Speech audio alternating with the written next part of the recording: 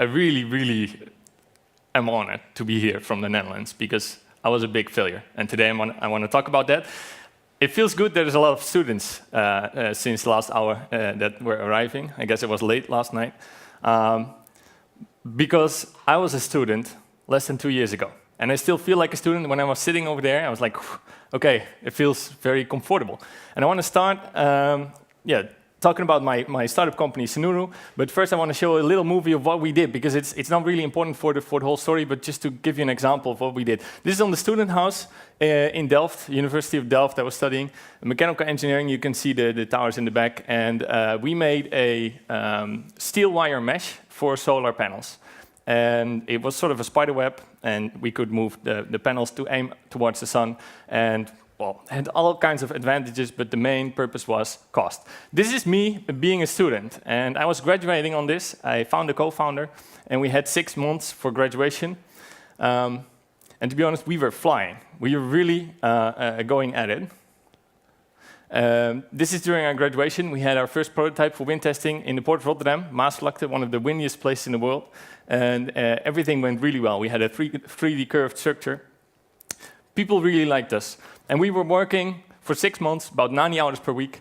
And this is on the Friday before we graduated. Monday we were to graduate, and on Friday we just received the word that we got another subsidies of about 200,000 euros. We raised 250,000 euros during our graduation. And, well, obviously on Monday we were kind of relaxed, not worrying about the grade. We got the highest grade possible, cum laude, whatever. Everybody thought, oh my God, these guys are talents. And so what do you do then? Well, obviously you get cocky. And we started building our product because we were going to conquer the world, right? International impact in the solar power market. And in 6 months, we made this. Our first prototype, well, it actually was a fully functional product. And it was installed on the international airport of Schiphol. And I don't know, the movie runs only once, but for the really, really people that pay attention, you could have seen, oh, it's again. You can see the first Airbus A380 landing in the background. Lots of cops. We were installing this and making the movie. And here's a little fridge keeping the beer cold, solar-powered beer. And we were so proud. You know, all kinds of innovations were in there. Somebody told us 1 week after we installed this, you should go to the US. Because in the Netherlands, there's no sun, there's no real customers. People don't buy solar power in the Netherlands because they want solar power. People just buy your product because they like you, and they like being attached to talent. So 1 week later, we flew to Silicon Valley to talk to customers, because people there buy solar power because they want to make money. And they told us, what is this? I don't buy this, you know. And before I go into that, it was our first major pivot. Before I go into that, I want to show you a little graph. We had a graduate student. We were graduating, but we also already had graduate students. It's a crazy world. And he was looking at the project management within a startup company. What's different with a real company and a startup company? Well, he came up with this little graph. I really like it. I tell it to the world every time I get the opportunity. I'm sort of evangelist for this little graph. His name is Gijs van Vrede, so just to give credit to him.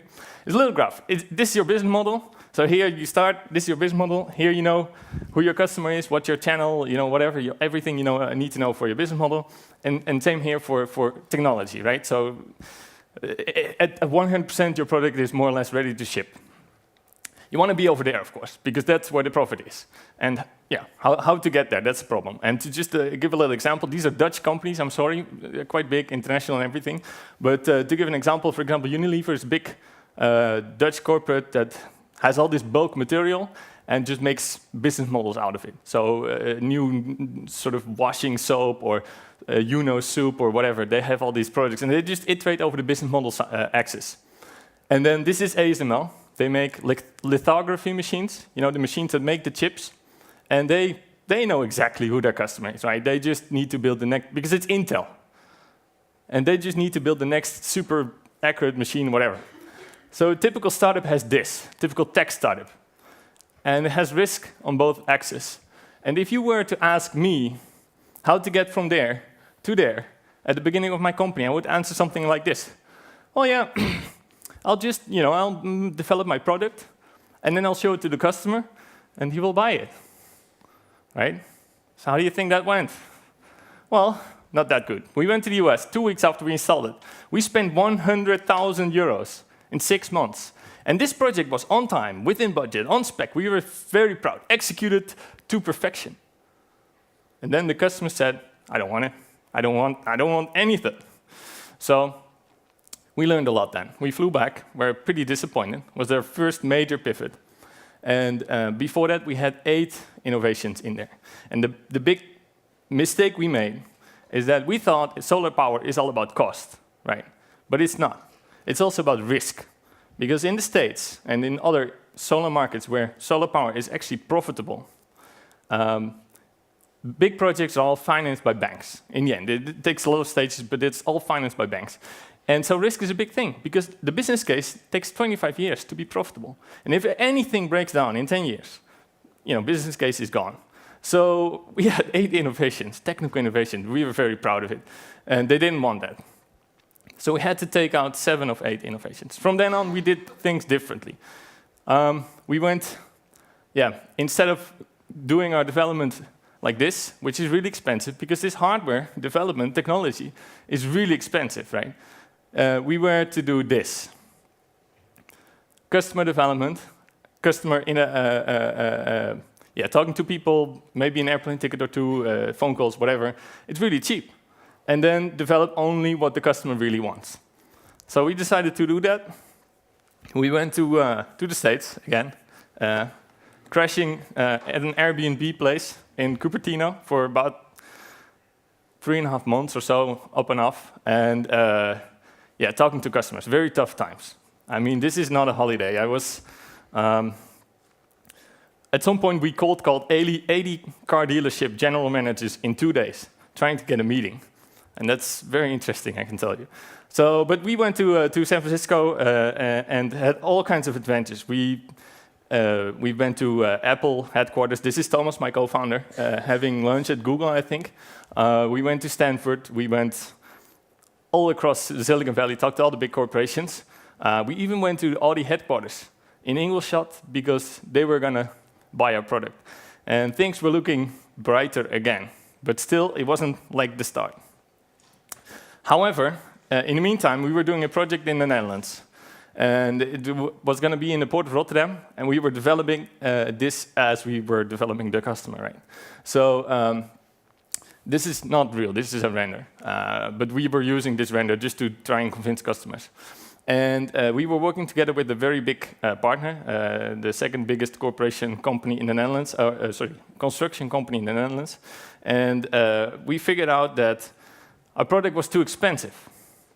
And just a little background, between 2008 and 2012, the solar panel prices decreased by a factor of 5. So it's about 80% in 4 years. So the prices went down the cliff. So we were trying to hit a moving target all the time. And every month we were surprised. And we had to take out all this innovation, right? We had 8 innovative ideas, all aimed at lowering the cost. We had to take them all out because it was too risky. And but at some point, still, we were too expensive. And I'm having 2 storylines at the same time a bit. We were both in the US and in the Netherlands, half the team. Half the team was doing here, and they were figuring out how to make it cost competitive, right? In the meantime, we were in the States trying to talk to customers. We figured out that the end users we were trying to sell to had a sales cycle of about a year. So it takes a year to go from first contact to a signed contract. And this is for an average normal project. And there's a dropout rate of about 50. So you start 50 sales cycles and you have 1 in the end. So that's too much for 2 guys being there for a couple of months trying to sell something which is non-standard. And so we decided to go up in the value chain and sell to the service integrators, the companies that sell to the end user. And we talked to them. We talked to them all, actually. We really tried. And what they told us, they have 2 headaches. One is, how can I grow as fast as the market? Because at that moment, the market was growing 30, 40, 50% a year, right? So, and then we came along. It's like, hey, you want to open a new niche or a new segment? They don't give a shit, right? Because they just want to be efficient in operation. They want to grow with the market. Otherwise, they're gone. Second headache, interest paid to the bank, right? Has, again, all to do with risk. And our thing looked really different from anything out there. So we were not solving their headaches too. So that's where we decided, when we were in the States, let's go back to the Netherlands, let's develop our new niche in the Netherlands, because we were actually able to sell some projects in the Netherlands. And let's do it, we wanted to scale really fast in the US, let's go back, one step, little less ambition. In the meantime, our team was figuring out this cost. And you know how it works. I know many engineers in the room? Yeah, I thought so. So I'm an engineer, it's like, oh, this is too expensive. So what you do is like, oh, but wait, if we change this, it will be more, it will be cheaper. So a week passes, you implement the changes, you look at it again, and it's still expensive, too expensive. So, but being an engineer is like, oh, wait, but if we change this, it will be more cheaper. So you implement it, a week passes, still too expensive. And that goes on for a while, maybe a month or two, and then you realize you can go on to do that forever, right? So we made a pass-fail test. We got 3 weeks. We gave ourselves 3 weeks to work out 2 concepts. One, what can we build tomorrow? The best concept we could figure out, what can we build tomorrow? It's easy to estimate your cost for something tomorrow because you can just use quotations. And the other one, what can we build if we make millions of it per year? Because that's just material cost times X. And we had 3 weeks to implement that. We gave it all, really, really tried. And then we failed. We couldn't do it. We couldn't figure it out how to make it cheap enough. So we had to make the really important decision, we're not cost competitive. And then you think, okay, you go on. You're in this rush, you're building a company, you're doing all the things, everything's urgent. But at some point you get sick. And you didn't get sick for a year or so. And then you're grumpy. And you was grumpy yesterday too. And Thomas is also grumpy. And at some point we sat down together, quite dramatically. He was in San Francisco, I was in Barcelona running sales, and the team was in the Netherlands. And one day before we had to make the decision whether or not to spend all the money of the customer on this project. And we decided, this is not what we signed up for. We signed up for something scalable, international impact, cost competitive in the solar market. Now we were in this greenwashing niche, design niche in the Netherlands.